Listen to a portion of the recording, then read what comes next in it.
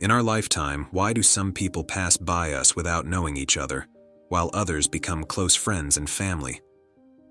Why is it that there is one person destined to be your true love, with whom you are willing to spend your life?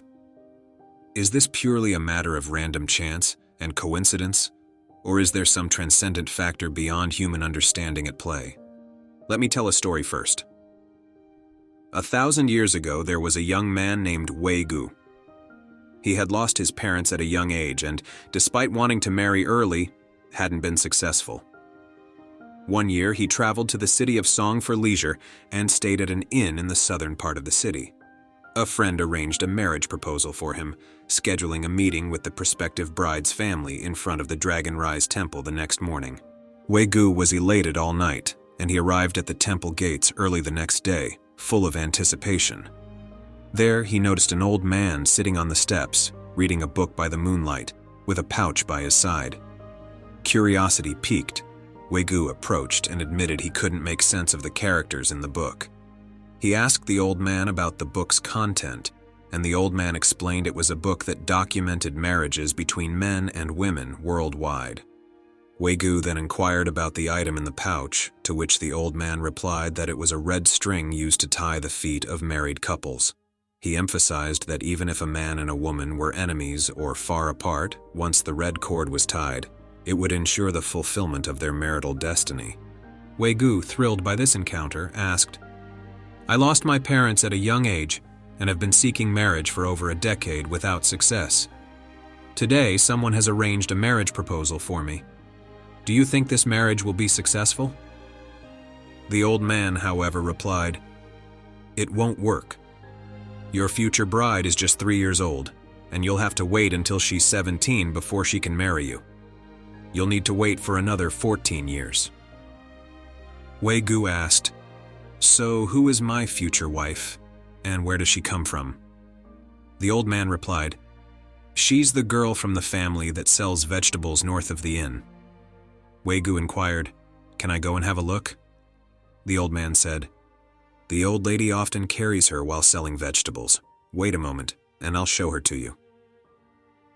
The old man rolled up his book, carrying the pocket, and Wei Gu followed him to the vegetable market. There they saw an elderly woman with one eye blind, holding a 3-year-old girl who appeared dirty and unattractive. The old man pointed at the girl and said to Wei Gu, "That's your wife." Wei Gu became extremely angry and said, "Can I kill her? If I kill her, she can't be my wife." The old man replied, "This girl is destined for great wealth and prosperity. How could you possibly kill her?" With that, the old man disappeared. Wei Gu returned home and sharpened a knife, which he handed to his servant, saying, "If you can kill that girl for me, I'll reward you with $10,000. The servant agreed, concealed the knife in his sleeve, and went to the vegetable market. Taking advantage of the crowded and chaotic market, he stabbed the girl in the forehead and then quickly fled as chaos erupted in the marketplace. Upon his return, Wei Gu asked the servant, "Did you manage to stab her?" The servant replied, "I intended to stab her in the heart, but I missed and stabbed her in the forehead." Afterward, Wei Gu continued to seek a bride but was never successful. Fast forward 14 years, Wei Gu took up a position under the military governor Wang Tai in Xiangzhou. He was quite capable, and as a result, Wang Tai betrothed his daughter to Wei Gu. Wei Gu's new bride was 17 years old and exceedingly beautiful, making him very pleased. However, he noticed a small paper flower always affixed between her eyebrows, and she never removed it, even during bathing. Eventually, he inquired about the paper flower, and his wife, with tears in her eyes, revealed her story.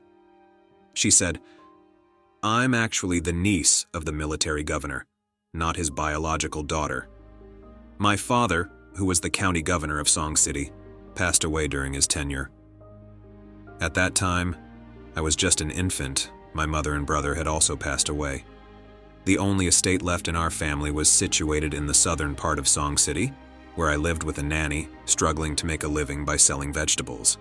My nanny, pitying my tender age, always kept me by her side. When I was 3 years old, while my nanny was carrying me at the vegetable market, a madman used a knife to stab me in the forehead, leaving a scar. Hence, the paper flower was used to cover it up. 7 or 8 years later, I began living with my uncle, and under the pretense of his daughter, I married you. Wei-gu asked, "Was your nanny blind in one eye?" His wife replied, "Yes, she was." "How did you know?"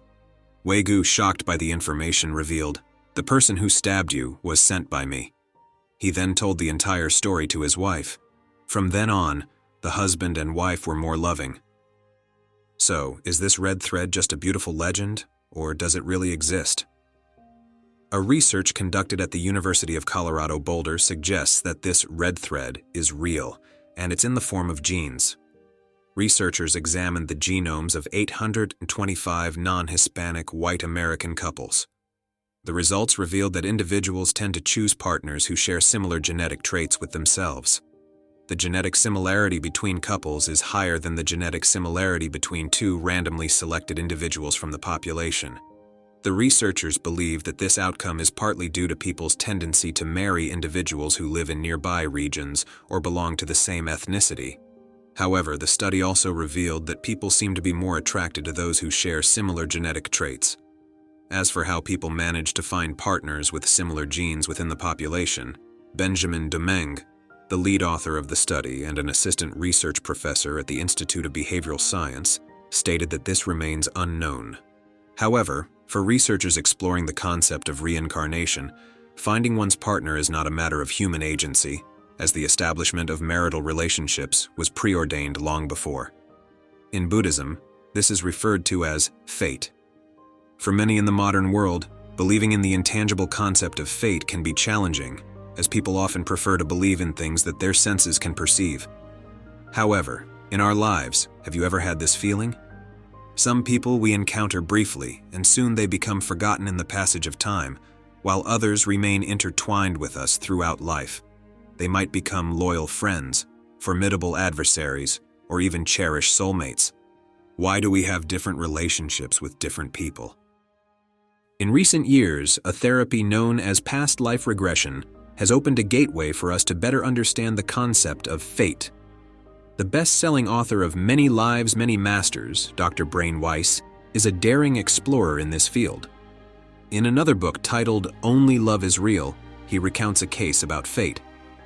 Two complete strangers, a man and a woman, simultaneously sought out Dr. Weiss for regression therapy.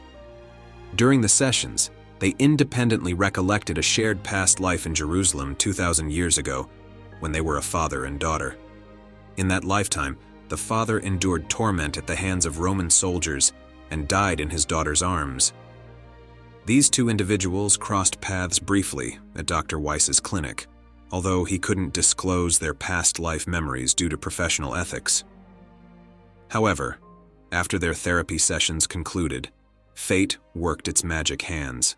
They coincidentally ended up on the same flight, and through this twist of destiny, they met and eventually fell in love. Many people might believe that meeting their life partners is purely a matter of chance. But in the story above, isn't the chance encounter of these two individuals a continuation of a bond established 2,000 years ago? Our story has come to an end. Friends, if you haven't found your lifelong significant one yet, don't rush. The same red thread is already tied to your feet and his or hers. It might be the girl who accidentally spills coffee on you at the street corner tomorrow, or the guy paddling a boat thousands miles away. And if your partner is already by your side, cherish him or her. You may have walked 1,000 years to finally come together. Thanks for watching.